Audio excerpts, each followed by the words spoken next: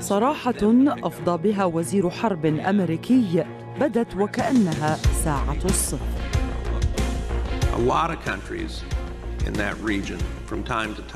دول كثيرة في تلك المنطقة كانت بوجهين، وأقولها بصراحة، لكن بعد أن يتعرضوا لهجوم أو بعد أن يروا أن هناك خطرا محدقا بهم تصبح لديهم رغبة جامحة وواضحة لمواجهة مشكلة الإرهاب. هذا ما نحتاج إليه مع قطر، وسيكون من اللطيف أن يحدث ذلك قبل تعرض قطر لهجوم. في الساعة 3 عصرا من 23 من مايو أيار 2017 كان هذا الحديث لروبرت غيتس وزير الدفاع الأمريكي الأسبق. بعد ذلك بساعات تعرضت قطر لهجوم، لكنه لم يكن هجوما تقليديا.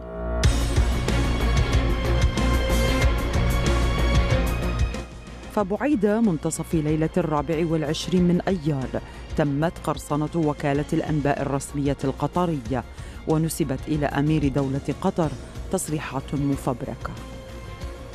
قد لا يكون من قبيل الصدفة أن الجهة نفسها التي نسقت مع غيتس قبل يوم واحد من بدء ندوته في مؤسسة الدفاع عن الديمقراطيات المعروفة بولائها الشديد لإسرائيل هي التي كانت وراء عملية القرصنة. إنها حكومة أبو ظبي بحسب ما كشفت واشنطن بوست لاحقاً. ففي نفس الإطار الزمني لتصريحات غيتس كان مسؤولون إماراتيون كبار يعدون العدة، يناقشون خطة القرصنة وعملية التنفيذ.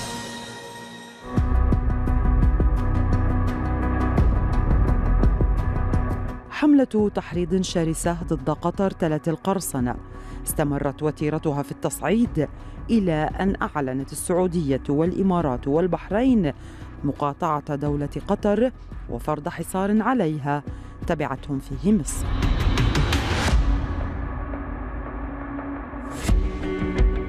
في هذا العمل الذي بدأنا به قبل 3 سنوات نبين أن حصار قطر هو نتاج حملة ممنهجة دؤوبة لتشويه سمعتها، بل ومحاولة شيطنتها في الولايات المتحدة أدارتها إمارة أبو ظبي، وبدأ التحضير العملي لها أواخر العام 2012. تم ذلك بمساعدة مؤسسات وشخصيات معروفة بولائها لإسرائيل وبتنسيق مع حكومة بنيامين نتنياهو. وهنا أصل الحكاية. مجموعة كامستول وظفتها الإمارات من أجل زرع قصص ومقالات في الإعلام الأمريكي ضد قطر.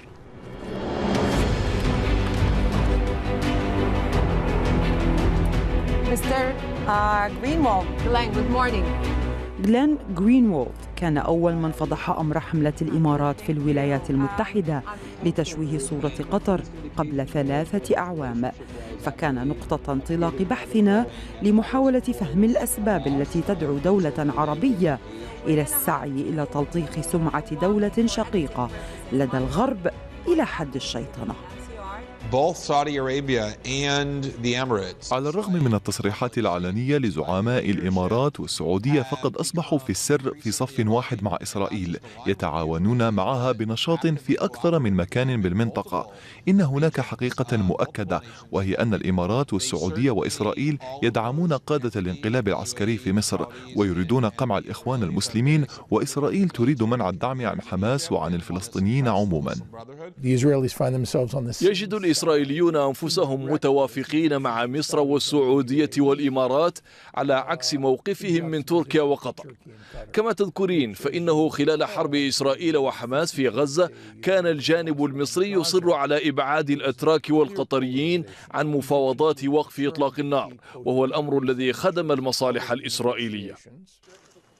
آرون ديفيد ميلر من أبرز المفاوضين الأمريكيين الذين عملوا على ملف سلام الشرق الأوسط منذ ثمانينيات القرن الماضي. أنا ملم بهذا الملف منذ زمن طويل. نادرا ما رأيت صمتا عربيا مثل الصمت الذي ساد خلال الموت والدمار اللذين حلا بغزة في حرب 2014. إن صمتهم أدهشني. أذكر أنه في عام 2002 هددت السعودية خلال اجتماع مع الرئيس بوش في تكساس، هددت بقطع اللقاء احتجاجا على محاصرة الرئيس عرفات في المقاطعة. ذاك الحدث لا يقارن بغزة. يمكننا أن نستنتج أن أولويات الدول العربية قد تغيرت. بشكل مؤقت هناك أسباب مختلفة تصب في مصلحة السعودية والإمارات ودول عربية أخرى، إضافة إلى الحكومة المصرية لرفع مستوى تعاونها مع إسرائيل. يوجد حاليا بينهم وبين إسرائيل تلاق وانحياز للمصالح.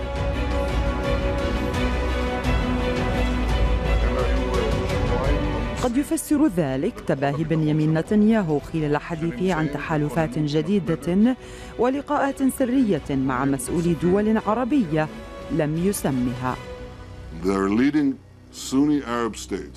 هناك دول عربية سنية محورية تعيد النظر في عدائها لإسرائيل. أصبحت تدرك أن التهديد الحقيقي لها ليس إسرائيل بل تنظيمات سنية متطرفة مثل تنظيم الدولة وامتلاك إيران سلاحا نوويا. لقاءات سرية تمت بين حكام أبو ظبي ومسؤولين إسرائيليين خرج منها الأمريكيون بتقييم مفاده أن لدى الشيخ محمد بن زايد قابلية كبيرة للتطبيع مع إسرائيل.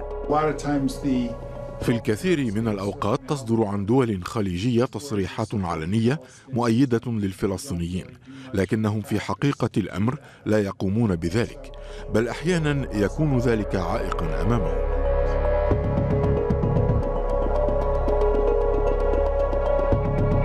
نيويورك في 28 من سبتمبر عام 2012. لقاء سري جمع بين نتنياهو وعبد الله بن زايد وزير خارجية الإمارات بحضور السفير الإماراتي يوسف العتيبة. استخدم لأجله الباب الخلفي للفندق الذي يقيم فيه نتنياهو.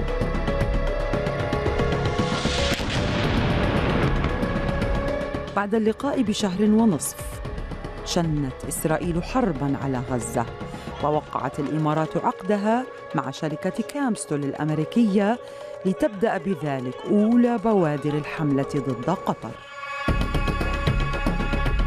اللقاءات السرية لم تتوقف. بحسب هارتس الإسرائيلية فإن عبد الله بن زايد التقى تسبي ليفني في نيويورك في أيلول سبتمبر 2016. تواصلنا حينها مع السفارة الإسرائيلية في واشنطن للتحقق، ففضلت عدم التعليق للطبيعة السرية للقاء، لكنها أيضاً لم تنفي.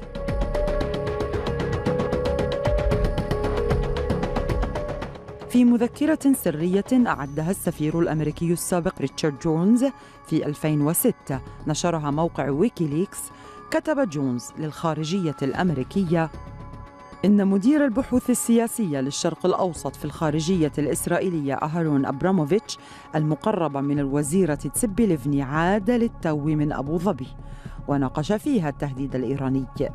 جونز كتب أيضاً عن وجود ممثل إسرائيلي دائم في أبو ظبي.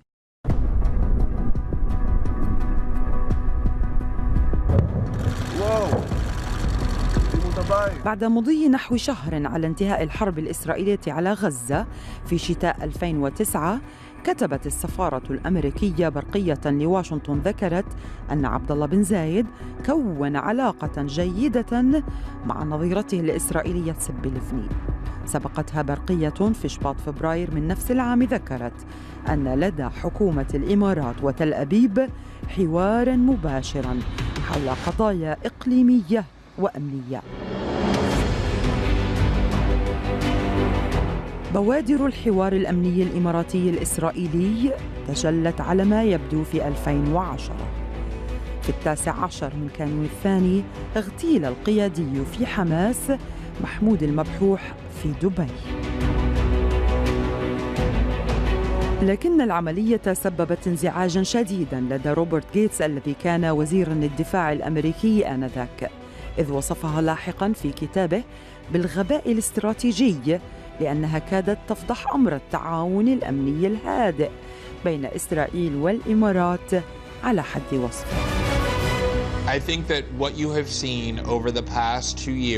أعتقد أن ما رأيناه خلال العامين الماضيين في المنطقة هو إعادة توحيد الصفوف، فالإسرائيليون والأمريكيون يعتقدون أن الحصول على دعم السعودية والإمارات لسياستهما الخارجية أصبح ممكنا لأن مصلحتهم واحدة.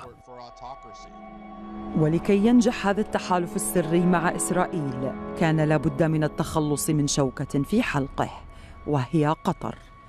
لكن لعدم سهولة الأمر نظراً لمتانة العلاقات الاستراتيجية القطرية الأمريكية التي عززتها قاعدة العديد الجوية، جيشت الإمارات أسطولاً من جماعات الضغط لتشكيل لوبي موال لها. من يحظى بعلاقة أفضل مع إسرائيل سوف يحظى بعلاقة أفضل مع الولايات المتحدة، لأن الكثير مما تقوم به هو لدعم إسرائيل. هذا ما فعلته الإمارات. كامستول جروب كانت النواة الأولى لجماعات الضغط، والمدخل هو تمويل الإرهاب، أكثر المواضيع حساسية لدى واشنطن. نسخة العقد المبرم تبين أنه بعد مضي 3 أسابيع فقط على تأسيس كامستول تقاضت الشركة من حكومة أبو ظبي ملايين الدولارات. للمفارقة فمدراء الشركة كانوا موظفين كباراً في وزارة الخزانة الأمريكية مسؤولين عن الضغط على الإمارات لتجفيف منابع الإرهاب فيها. أعتقد أن ما يستحق الملاحظة هو أنه عندما كان أولئك المسؤولون السابقون يعملون لدى وزارة الخزانة ربطتهم علاقة وثيقة وواسعة النطاق مع إمارة أبو ظبي والمصرفيين في السعودية. لقد كانوا يراقبون عمل نفس الأفراد الذين يدفعون المال لهم الآن. ماثيو أبستاين مؤسس المجموعة ورئيسها التنفيذي يعرف عنه انتماؤه الفكري للمحافظين الجدد. كان القنصل المالي الأمريكي لدى الإمارات والسعودية في الفترة بين 2003 و2010، وكانت له مواقف معادية للسعودية. هاورد مندلسون المدير الإداري للمجموعة عمل مساعداً لوزير الخزانة الأمريكي للاستخبارات في الفترة بين 2007 و2011. المراسلات الدبلوماسية السرية التي نشرتها ويكيليكس تناولت لقاء مندلسون بمسؤولين إماراتيين كبار عام 2010 لحثهم على وقف تمويل حركة طالبان. الحركة نفسها التي زعم يوسف العتيبة السفير الإماراتي لدى واشنطن في 27 من تموز يوليو 2017 أنها تريد قتل الإماراتيين وأبنائهم بدعم من قطر.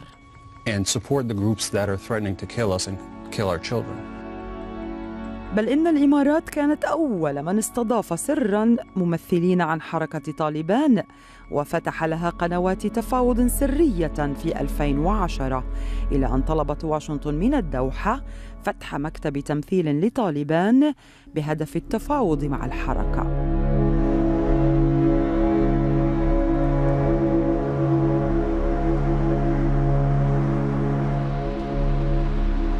نيويورك تايمز كشفت عما هو أكثر من ذلك، فما إن أفاض العتيبة بحديثه عن التخوف المزعوم من قطر بسبب مكتب طالبان في الدوحة، حتى نشرت الصحيفة الأمريكية تحقيقاً استناداً إلى رسائل مسربة من بريده الإلكتروني خلص إلى أن الإمارات سعت جاهدة وراء استضافة مكتب طالبان بدلاً من قطر، وبأنها عاتبت واشنطن لأن اختيارها وقع على الدوحة بدلاً من أبو ظبي.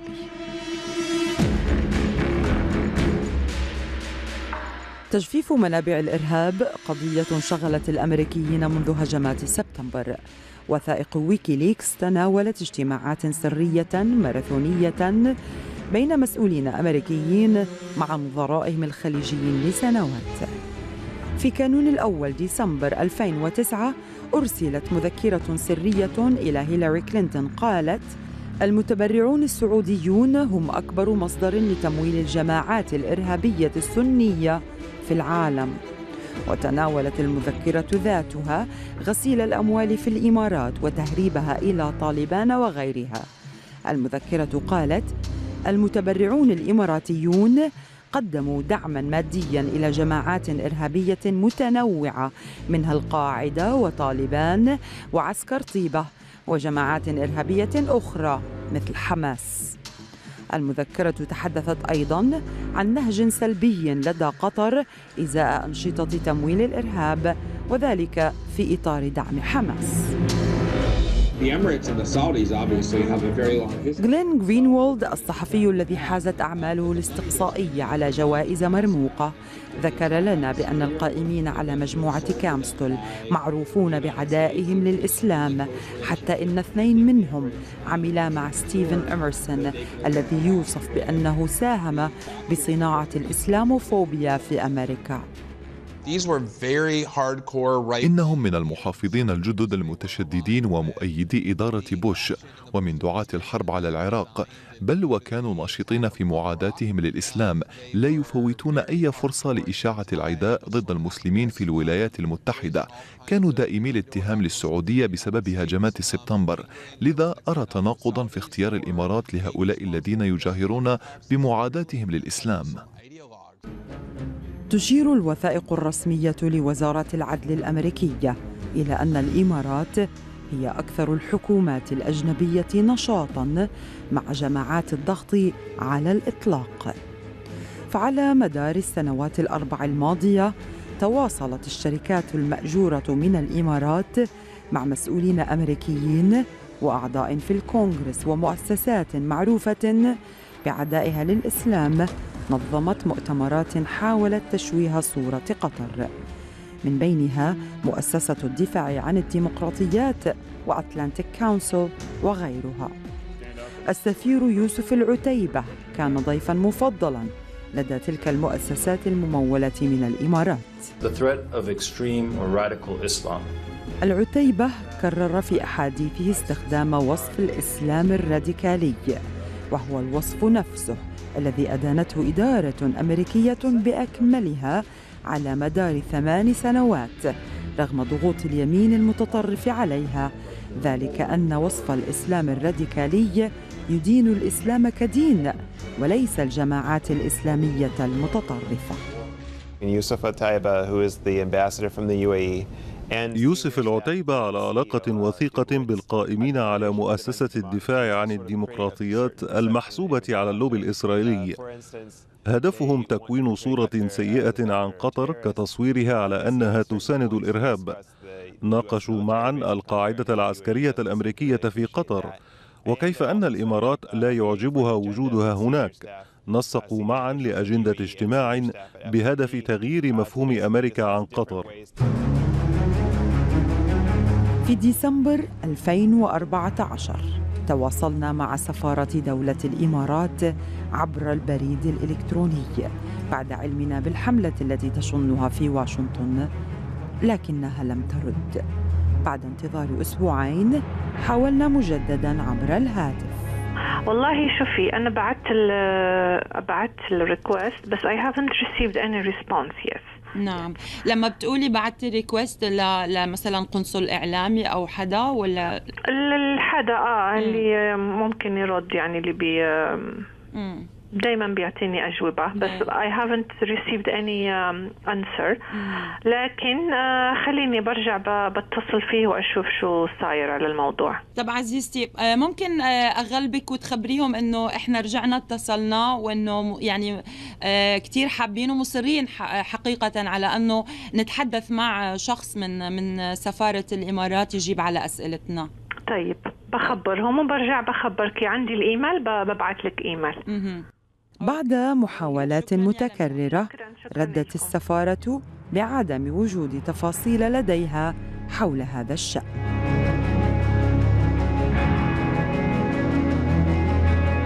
ركزنا على شركة كامستول. لدى تصفحنا في سجلاتها الرسمية تبين أن الشركة تواصلت مع عدد من الإعلاميين الأمريكيين.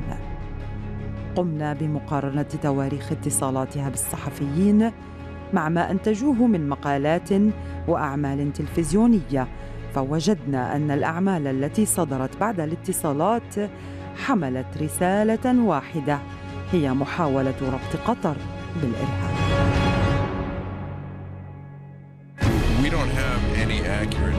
الصحفي ديفيد كيركباتريك كان مدير مكتب نيويورك تايمز في مصر عندما كتب بأن كامستول تواصلت مع صحفيين لزرع مقالات ضد قطر.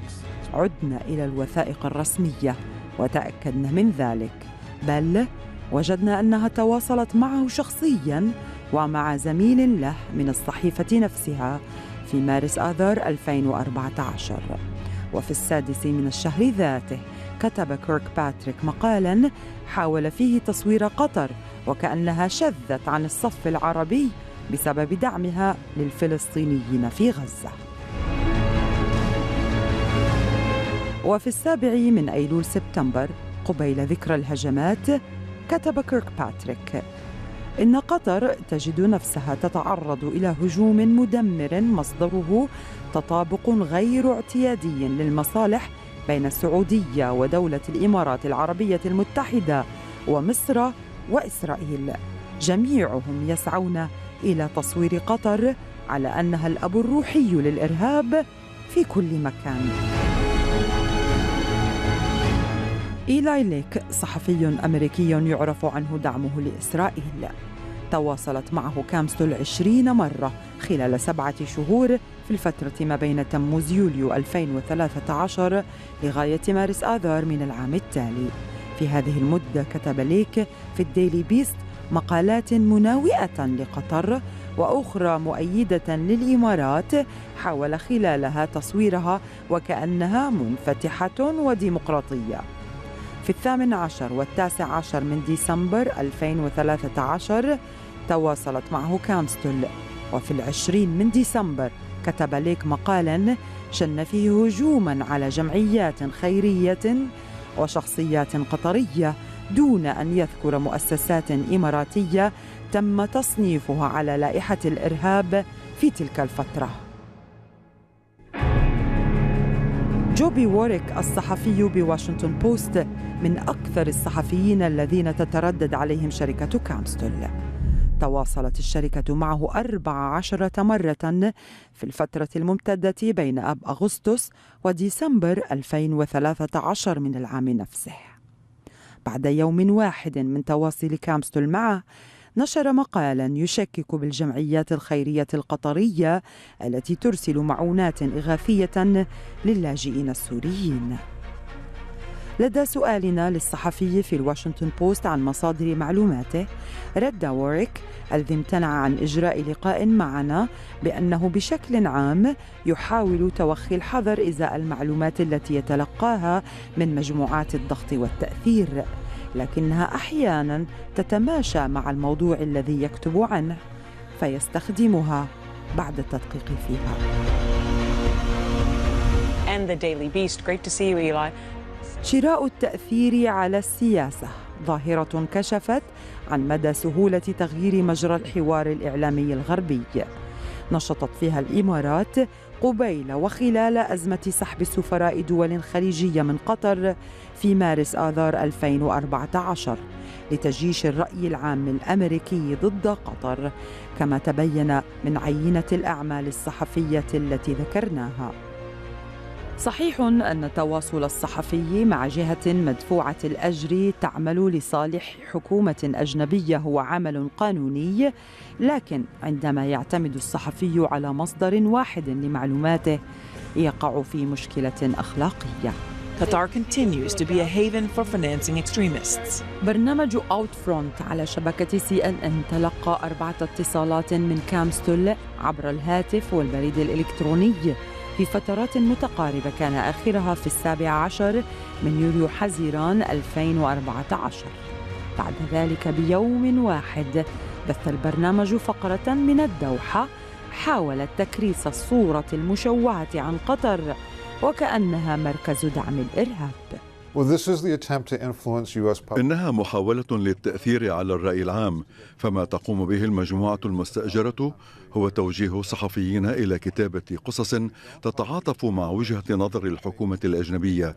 ذلك لن يتحقق ما لم تقدم الشركة معلومات للصحفيين. عينة الأعمال الصحفية اعتمدت في معظمها الضيف نفسه مصدر معلومات لإلصاق التهم بقطر. يعمل حالياً مستشاراً لدى مؤسسة الدفاع عن الديمقراطيات ومركز الدراسات الدولية والاستراتيجية. وان كارلوس زوراتي مسؤول سابق بوزارة الخزانة وصف مدراء كامستول بأنهم أصدقاء له. سألناه عن مصدر معلوماته. What are the bases of your information? أنا أستند إلى ما تقوله الحكومة الأمريكية، أعتمد عليها كمصدر جيد لمعلوماتي، فقد عملت بوزارة الخزانة. But the vice president when he criticized how some allies لكن النائب الرئيس الأمريكي مقتنع بعكس ما تقول. من الواضح أن لديه معلومات غير متوفرة لدي أو لديك. لست واثقا إذا كان نائب الرئيس دقيقا أو يعني بالفعل ما قال. أنا أعتمد على ما تعلن عنه وزارة الخزانة ولا علاقة لي بالشائعات. جوزيف بايدن نائب الرئيس الأمريكي السابق انتقد قبل هذا اللقاء بأيام السعودية والإمارات لعدم بذلهما جهدا كافيا لمكافحة تمويل الإرهاب. كما صنفت وزارة الخزانة في آب أغسطس 2014 3 مؤسسات وشركات إماراتية على لائحة تمويل الإرهاب. وان قال إنه لا يتذكر ذلك، وركز على 4 أفراد قطريين وردت أسماؤهم على اللائحة ذاتها. أنا مع من يتساءلون حول ما إذا كان وجود اتصالات لقطر مع طالبان والنصرة أمرا مناسبا لها كونها حليفة للولايات المتحدة، فذلك يمنحهم شرعية. أولم يحاول الرئيس الأمريكي إيران ويتواصل معها رغم أنكم تعتبرونها عدوا ومحور شر؟ نحن نعيش في عالم معقد فيه الكثير من المقايضات. إن هذه مواطن قلق يجب أن تؤخذ بعين الاعتبار في ميزان سياسة الخارجية الأمريكية. الرئيس ووزير الخارجية هما من يقرران في هذا الشأن. الرئيس الأمريكي يعتقد أن مكتب تمثيل طالبان أمر جيد وبأنه بفضله تم إنقاذ حياة أمريكي، وشكر قطر على ذلك. ألا تعتقد أن الرئيس أدرى مني ومنك بما هو أفضل لبلاده؟ صحيح. سألنا زوراتي عن الإخوان المسلمون، القضية التي دأبت أطراف على تصويرها وكأنها تهمة لقطر، علما بأنها ليست جماعة محظورة في أمريكا وأوروبا. الولايات المتحدة دعمت الإخوان ضمن المعارضة السورية، فهل هذا يعني أن نتهم واشنطن بدعم الإرهاب؟ لقد ذكرت الإخوان المسلمين لطرح مثال على كيف أن قطر قررت إقامة علاقات مع جهات عدة. أوليس هذا حكيما؟ قد يكون كذلك لدولة مثل قطر، لكن هذا الأمر يجلب معه مخاطر. إن قطر تدعم جماعات قريبة من القاعدة مثل طالبان. صفقة تبادل 5 معتقلين من طالبان في غوانتانامو مقابل إطلاق سراح جندي أمريكي موضوع شكل مادة دسيمة لكامستول المستأجرة من الإمارات لتتواصل مع صحفيين. مارك هوزنبول الصحفي لدى رويترز كتب عنها. رصدنا لكامستول 12 تواصلاً مع هوزنبول. في 3 يونيو حزيران 2014 اجتمع هوزنبول بممثل من كامستول، وفي اليوم ذاته كتب مقالاً شكك في نوايا قطر إزاء الصفقة وفي قدرتها على مراقبة الأفغان ال5. المفارقة هي أن مبعوث وزارة الخارجية الأمريكية الخاص لأفغانستان وباكستان جيمس دوبنز قال عكس ذلك أثناء جلسة عقدتها لجنة العلاقات الخارجية بمجلس الشيوخ في 18 يونيو حزيران 2014.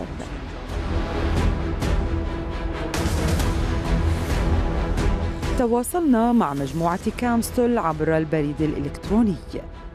مر أسبوعان فاتصلنا هاتفيا بمقرها الرئيس في لوس أنجلوس. Capstol Group. Yes, hi. I'm a news reporter with Al Jazeera, and I just want to let you know that this phone call is being recorded. Can I speak to someone who hello? Hello?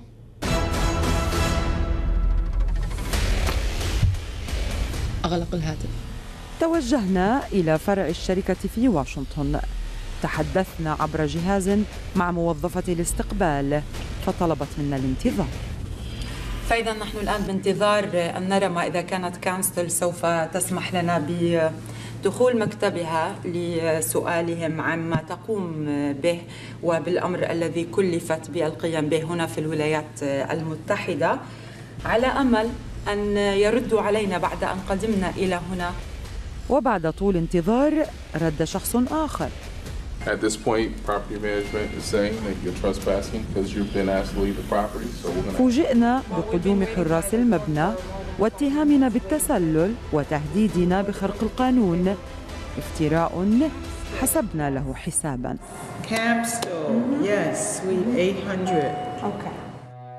مع حلول عامي 2016 و2017 كثفت شركتا كامستل وهاربر جروب اتصالاتهما بصحفيين وباحثين. الحملة ضد قطر ازدادت شراسة. أشهر فعاليات الحملة التي ارتبطت لاحقاً بالحصار على قطر كان مؤتمراً نظمته مؤسسة الدفاع عن الديمقراطيات المعروفة اختصاراً FDD. مؤتمر هذه المؤسسة انعقد بواشنطن في 23 من مايو أيار 2017. امتدت فعالياته حتى منتصف ليلة 24 ليلة الهجوم الإلكتروني. روبرت غيتس كان ضيف الشرف وقد كال سيلاً من الاتهامات لقطر. ألمح غيتس أيضاً إلى رغبته في أن تغلق الولايات المتحدة قاعدة الإعداد الجوي، الرغبة ذاتها الموجودة لدى حكام أبو ظبي. اللوبي الإماراتي السعودي تنامى في السنوات الماضية وأصبح الآن ينسق مع اللوبي الإسرائيلي. إنهم يعتقدون أن لديهم الآن تأثيراً على إدارة ترامب. لنتذكر معاً أن أحد أبرز ممولي مؤسسة الدفاع عن الديمقراطيات التي تنسق الإمارات معها هو شيلدون أدلسون، وهو من أهم ممولي حملة ترامب الانتخابية وصديق مقرب من بنيامين نتنياهو. بالتزامن مع حديث غيتس كان يحاك لقطر أمر في الإمارات بحسب ما كشفت صحيفة واشنطن بوست لاحقاً. اجتماع لكبار المسؤولين الإماراتيين لمناقشة خطة قرصنة موقع وكالة الأنباء الرسمية القطرية وكيفية التنفيذ، وفقاً لما نقلته الصحيفة عن مسؤولين في المخابرات الأمريكية. تذكرنا تحقيقاً نشرته الانترسبت في 24 من أكتوبر 2016 حمل عنوان جواسيس للإيجار. التحقيق ذكر بأن الإمارات قامت بتجنيد المئات من محترفي القرصنة الإلكترونية عبر شركة خاصة تعاقدت معها اسمها دارك ماتر وهي موجودة في الإمارات. أصبحت تحوي ترسانة من القراصنة الغربيين الذين يأتمرون بشكل غير مباشر بأمر قيادة أبو ظبي.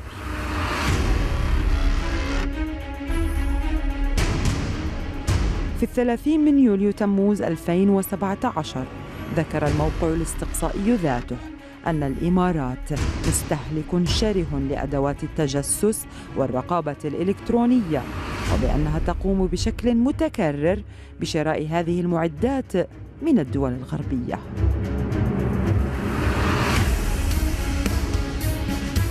ثم جاءت المفاجأة: تسريبات إيميلات السفير الإماراتي يوسف العتيبة. أكبر أحمد وزيد جيلاني من الصحفيين القلائل الذين تلقوا التسريبات الكاملة للعتيبة. أعتقد أن مستوى التنسيق الذي قام به العتيبة بشأن ملف قطر هو أكثر ما لفت انتباهي في إيميلاته المسربة. كنا نعرف أنه لا يحب قطر ولا الإخوان المسلمين، لكن الإيميلات كشفت لنا عن المدى الذي ذهب إليه لإدارة حملة التشكيك بقطر. الإيميلات المسربة أكدت متانة علاقات العتيبة بمسؤولين سابقين في الخارجية والدفاع والمخابرات وباحثين معروفين بثنائية العداء للإسلام والتأييد الشديد لإسرائيل. جندتهم إمارة أبو ظبي ضد قطر والكويت بتهمة دعم الإرهاب. بالإمكان رصد فظاظة العتيبة في رغبة الإمارات الجامحة لإغلاق قاعدة العديد العسكرية بحسب رسائله إلى جون هانا من مؤسسة الدفاع عن الديمقراطيات. الإماراتيون يأملون أن ينجم عن علاقتهم مع اللوبي الإسرائيلي إغلاق القاعدة ونقلها إلى خارج قطر. إنهم يفضلون أن تميل واشنطن إليهم بدلا من قطر. لا بل كشفت أيضاً عن تنسيق بين روبرت غيتس وأبو ظبي. لقد أدهشني تطور العلاقة بين العتيبة وغيتس منذ عام 2008 حتى الآن. حسب ما قرأت بالإيميلات كانت الرسائل في البداية رسمية نوعا ما، وبعد 5 سنوات تطورت العلاقة بين غيتس والعتيبة ومحمد بن زايد حتى أنهم أصبحوا يتبادلون الطرف. قبل يوم من انعقاد ندوة غيتس تبادل العتيبة مع وزير الحرب الأمريكي السابق رسائل إلكترونية، وأوصل العتيبة له رسالة من محمد بن زايد مفادها أريهم الجحيم قاصدا قطر. يجب أن تتذكري الجانب المالي من تلك العلاقة، فلدى غيتس شركة يديرها مع غونداليزا رايس وستيفن هادلي اسمها رايس هادلي غيتس، وهي من جماعات الضغط. إنهم على علاقة قوية بمحمد بن زايد، ما يؤهل شركتهم لتطلب من العتيبة أن تبرم الإمارات عقدا مع شركة موتورولا إحدى زبائن شركة غيتس. رسائل العتيبة المسربة فضحت الكثير من الممارسات، حتى إن إحداها أشارت إلى علاقته هو ومؤسسة الدفاع عن الديمقراطيات بمحاولة الانقلاب الفاشلة في تركيا. رسالة أخرى بينهما لفتت الانتباه، كانت عبارة عن طلب أحد الباحثين من العتيبة لتنسيق لقاء مع محمد دحلان. تواصلت مع السفارة الإماراتية في واشنطن لمحاولة الحصول على تفسيرات لما كشفت عنه التسريبات، لكن دون رد. العتيبة اختبأ. وسائل الإعلام الأمريكية لم تتمكن من الوصول إليه.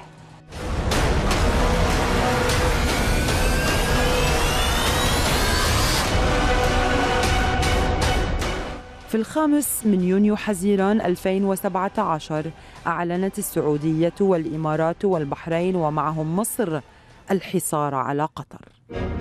واشنطن الرسمية أصيبت بالدهشة، فخرج العتيبة من مخبئه. بدأ بالترويج للحصار. أحاديثه كشفت عن مدى العداء الكامن لقطر. تحركاته المريبة في واشنطن كانت محط أنظار البعض في السنوات القليلة التي سبقت الحصار. هافينغتون بوست نشرت عام 2015 مقالاً مطولاً حذرت فيه من سفير أبو ظبي. عنوان المقال: يوسف العتيبة الرجل الأكثر سحراً وتأثيراً في واشنطن. إنه ماكر وداهية، وإذا تمكن من شق طريقه فإن سياستنا نحو الشرق الأوسط ستصبح أكثر عدوانية. ما يثير الانتباه هو كيف أن العتيبة تمكن بسلاسة من إيجاد مكانة له لدى إدارة ترامب بعد أن سخر منها خلال حملته. يهيأ لترامب أنه زعيم قوي يقود سياسة خارجية صارمة. الحقيقة هي أنه يهتم فقط بالظهور بهذا المظهر، لكنه لا يعرف كيف فعليا يكون كذلك. بالنسبة لشخص كالعتيبة فهذه فرصة سانحة ليطلعه على السياسة الصارمة عبر علاقات العتيبة الوثيقة بمساعدي ترامب. ديفيد واينبرغ من مؤسسة الدفاع عن الديمقراطيات، والتي رفضت بشكل قاطع تصويرنا لقاء مع أي من باحثيها. واينبرغ لعب دورا محوريا في الحملة ضد قطر منذ بداية العام. نشر مقالات ودراسات لمحاولة إدانة قطر ووصمها بالإرهاب، وهي اتهامات دحضتها أكثر من مرة تصريحات المسؤولين الأمريكيين.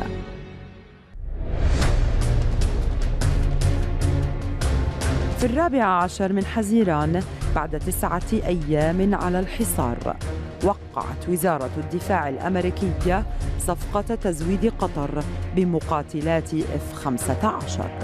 صفقة فهمت من حيث التوقيت أنها وقعت لتأكيد أهمية الشراكة الاستراتيجية بين البلدين. بعد رفض الدوحة الانصياع إلى مطالب دول الحصار لأنها اعتبرتها محاولات للتعدي على سيادة الدولة، ارتفعت وتيرة شراسة حملة التشهير بقطر. لجنة فرعية منبثقة عن مجلس النواب عقدت في 26 من تموز 2017 جلسة لتقييم العلاقات الأمريكية القطرية. كان أبرز شهودها جوناثان شانزر من مؤسسة الدفاع عن الديمقراطيات FDD التي تنسق مع العتيبة، والشاهد الثاني كان إيلين جولدنبرغ. تحرينا عن الشاهدين وهذا ما وجدناه. جوناثان شانزر ينسق مع أبو ظبي ليستقي منها ما يحتاجه من معلومات. أحد مصادر معلوماته هو محمد دحلان. يقوم شانزر لاحقاً بنشر المعلومات كدراسات ومقالات رأي في الصحف الأمريكية. هذا ما كشفت عنه إيميلات العتيبة. بتاريخ 24 من أبريل عام 2017 كتب جون هانا من FDD للعتيبة بأن شانزر سيكون في أبو ظبي من 11 من مايو أيار 2017 لغاية 13 منه، وبأنهما أي هانا وشانزر يرغبان في لقاء محمد دحلان. العتيبة رد: رائع، أنت محق. وأضاف: إن جماعتنا يريدون أن تكون لديهم فكرة عن الموضوع لكي يتسنى لهم التحضير قبل وصولكما لتزويدكما بإجابات شافية وبالمعلومات التي تريدانها. أما إيلين جولدنبرغ فهو من أنشط المؤيدين لإسرائيل من خلال عمله لدى منتدى سياسة إسرائيل ومركز نيو أمريكان سيكيورتي. كشف معهد شؤون الخليج بواشنطن أن المركز تلقى نحو $250,000 من السفارة الإماراتية بواشنطن مقابل دراسة أعدها. إذا نظرت إلى سجلات العتيبة وتبرعاته وعلاقاته، تجدين أنه تمكن من إنشاء علاقات مع الصقور واليمين المتشدد والموالون لإسرائيل والليبراليون مثل مركز نيو أمريكان سيكيورتي. الإمارات أغدقت عليهم بالكثير من المال. تحرينا أكثر للتحقق، فوجدنا أن الإمارات هي على لائحة الممولين على موقعه الرسمي. The Intercept أيضاً نشرت مقالاً عزز المعلومة في 30 من يوليو تموز 2017. المقال استند إلى إيميلات العتيبة المسربة وانتقد بشدة انتهاكات الإمارات لحقوق الإنسان وسجون التعذيب السرية للإمارات في اليمن.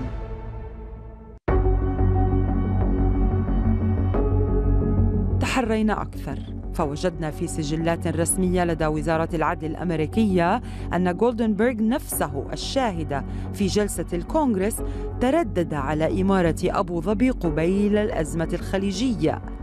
The Harbor Group، جماعة الضغط التي وظفتها إمارة أبو ظبي، نسقت لجولدنبرغ اتصالاته وزياراته للإمارات.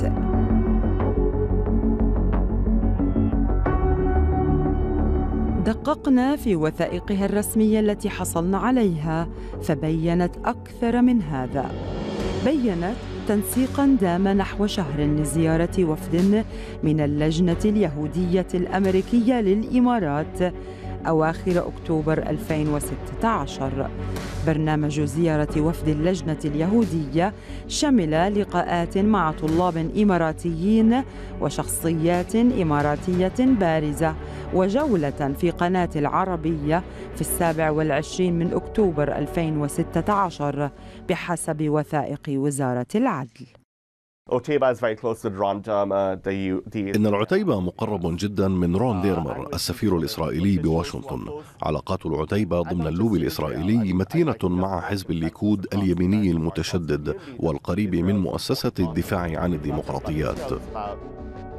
قوائم الاتصالات في الوثائق الرسمية التي بحوزتنا كشفت رسائل واجتماعات بين جولدنبرغ ومسؤولين في الإمارات خلال الشهور الأخيرة التي سبقت الأزمة.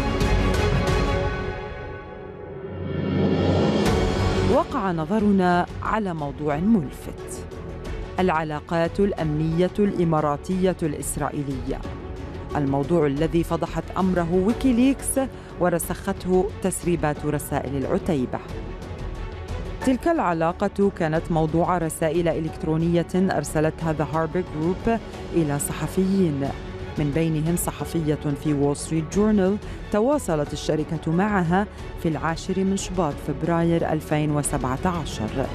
وبعد 5 أيام كتبت الصحفية ذاتها واسمها ماريا أبي حبيب مقالاً بعنوان: حلفاء أمريكا في الشرق الأوسط يبحثون في تشكيل تحالف عربي عسكري سيكون بإمكانه التشارك مع إسرائيل بالمعلومات الاستخباراتية.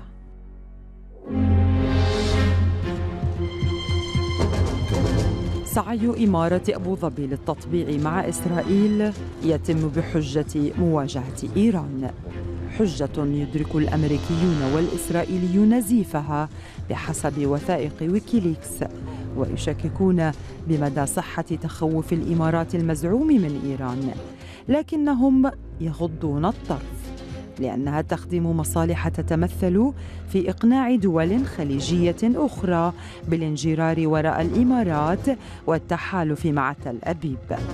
فقد ذكرت برقية في 19 من مارس آذار 2009 أن بين أبو ظبي وطهران علاقات اقتصادية ومالية موسعة تتضمن غسيل الأموال.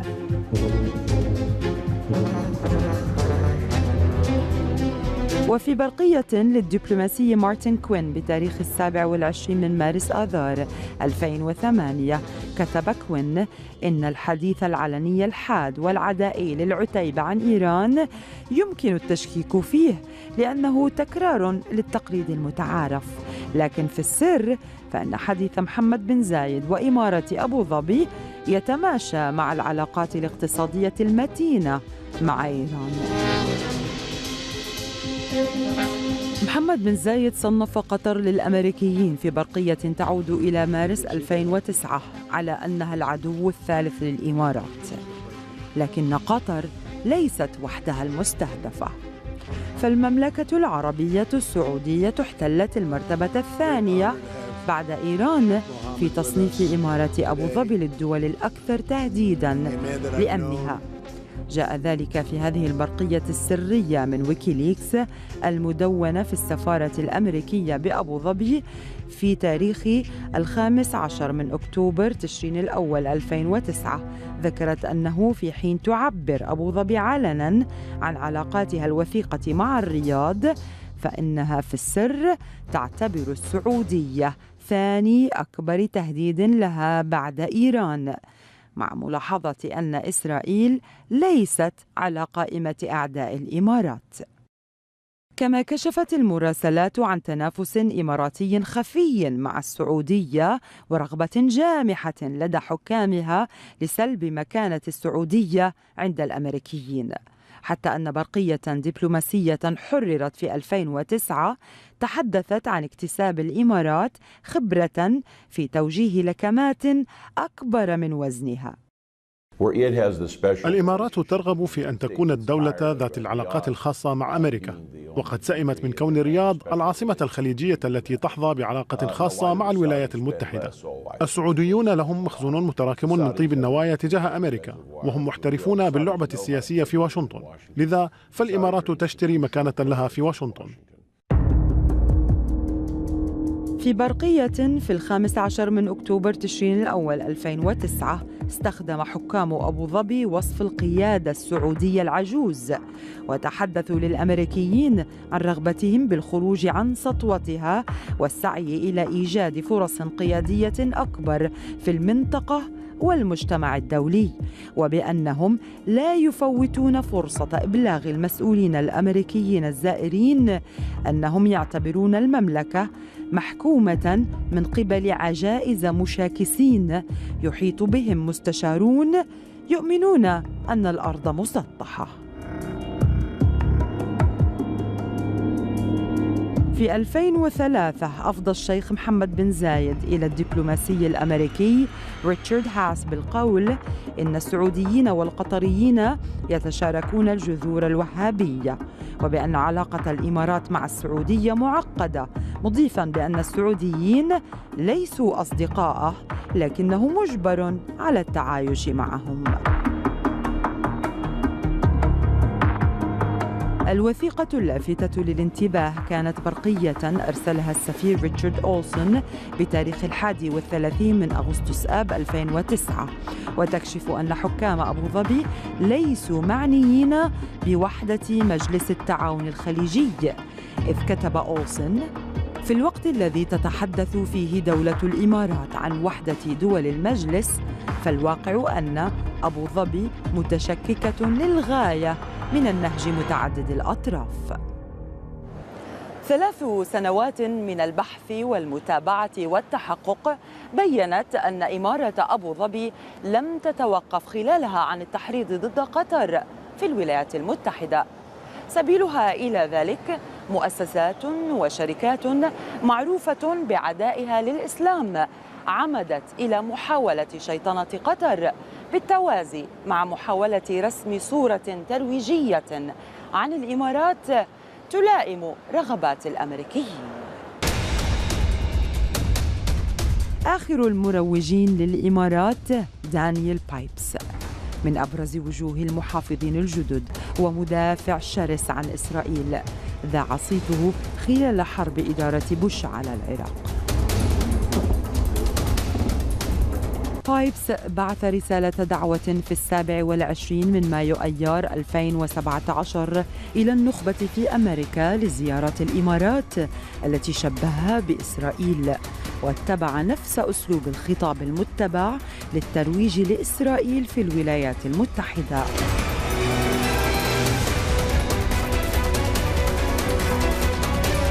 توظيف المال لا يقتصر على شراء الصمت، بل شراء الأصدقاء، وتجنيد شخصيات نافذة لدى صناع القرار لتحسين صورة الإمارات وشيطنة من يقف أمام مخططاتها الطموحة، بل أيضاً دفع أموال لكل من ثبت لاحقاً بأن لديه قابلية واستعداداً لأن يصبح أداة تهاجم قطر مهما صغرت مكانته.